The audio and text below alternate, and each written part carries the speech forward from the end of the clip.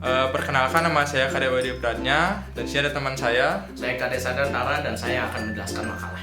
dan saya yang membuat makalahnya dan yang akan menjadi kameramennya. Baiklah, saya di sini akan menjelaskan tentang judul makalah kita, yaitu gelombang elektromagnetik.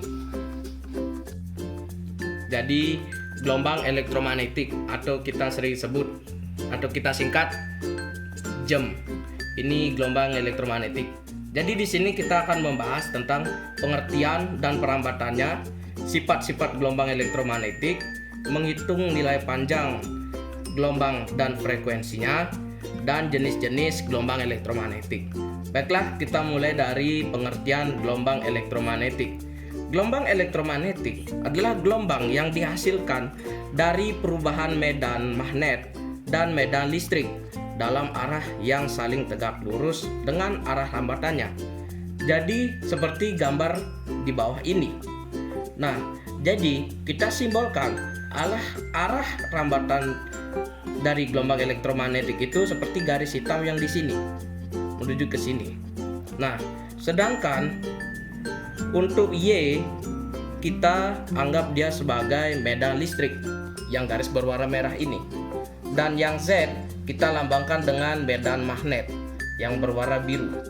Jadi mereka tegak lurus mengikuti arah rambatannya dan mereka bergerak secara sinusoidal, yaitu secara berpola dan juga berulang.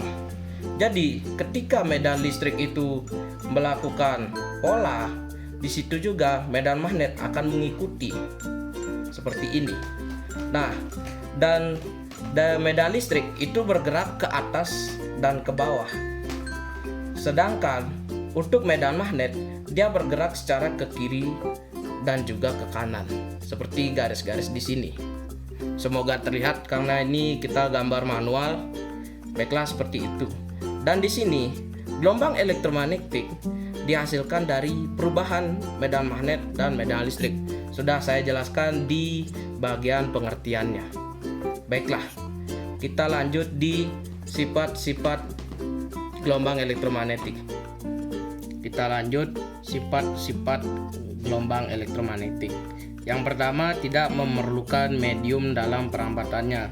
Ini berarti gelombang elektromagnetik tidak memerlukan media dalam perambatannya seperti pada listrik yang memerlukan konduktor sebagai perambatnya, atau dengan besi lah kalau listrik itu. Yang kedua, getaran medan listrik tegak lurus terhadap medan magnet dan keduanya juga tegak lurus terhadap arah perambatannya. Sudah saya jelaskan di gambar atas ini. Yang ketiga, mengalami fenomena seperti pada gelombang umumnya, yaitu mengalami pemantulan, pembiasan, interferensi, difraksi, dan polarisasi. Yang keempat, tidak membawa massa namun membawa energi, karena memang gelombang elektromagnetik itu hanya berbentuk gelombang dan tidak memiliki berat. Yang kelima, energi atau disimbolkan dengan E yang dibawa sebanding dengan besarnya frekuensi gelombang yang disimbolkan dengan F.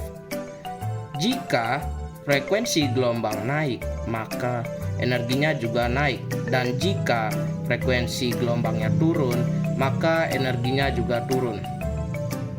Yang keenam, medan listrik selalu tegak lurus terhadap medan magnet yang disimbolkan dengan B besar dan sepase. Yang ketiga, menghitung nilai panjang gelombang dan frekuensi. Semua gelombang elektromagnetik mempunyai sifat-sifat dan kecepatan rambat yang sama kecuali frekuensi dan panjang gelombangnya. Rumus menghitung panjang gelombang.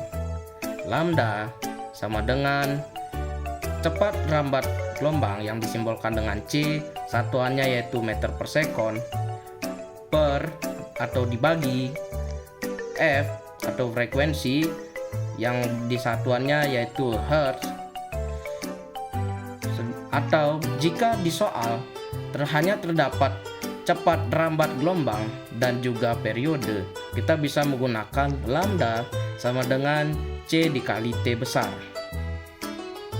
Dan untuk satuan jumlah dari satuan C, yaitu 3 kali 10 pangkat 8 meter per sekon di ruang vakum alias keadaan netral atau tidak ada udara atau pengaruh lainnya. Karena pada ruang vakum nilai C konstan, maka lambda panjang gelombang berbanding terbalik dengan frekuensi. Namun panjang gelombang berbanding lurus dengan periode. Jadi untuk gelombang elektromagnetik yang frekuensinya besar, maka panjang gelombangnya kecil atau pendek. Dan sebaliknya, jika untuk gelombang elektromagnetik yang frekuensinya kecil, maka panjang gelombangnya juga besar atau panjang. Selanjutnya, kita akan membahas jenis-jenis gelombang elektromagnetik, yaitu yang pertama ada gelombang radio, yang kedua gelombang mikro, yang ketiga ada gelombang inframerah, yang keempat cahaya terlihat, yang kelima gelombang ultraviolet, yang keenam ada sinar X, yang ketujuh ada sinar gamma. Untuk info lebih lanjut bisa lihat di makalah ya teman-teman.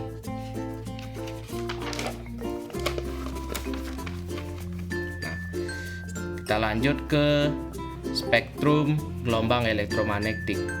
Spektrum elektromagnetik adalah kumpulan gelombang energi yang merambat melalui ruang hampa, termasuk cahaya yang bisa kita lihat.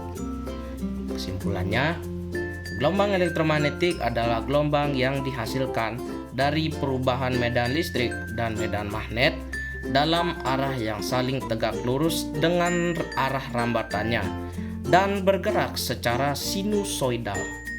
Dalam kehidupan sehari-hari, gelombang elektromagnetik memiliki berbagai manfaat, seperti contoh pada gelombang ultraviolet dimanfaatkan sebagai pensteril benda logam dan pendeteksi benda tersembunyi, seperti contoh itu rongsen, seperti contoh X-ray gitu. Jadi untuk mendeteksi misalkan ada yang patah tulang, ada logam semisal di jantung yang seperti lain-lain, seperti menemukan botol gitu.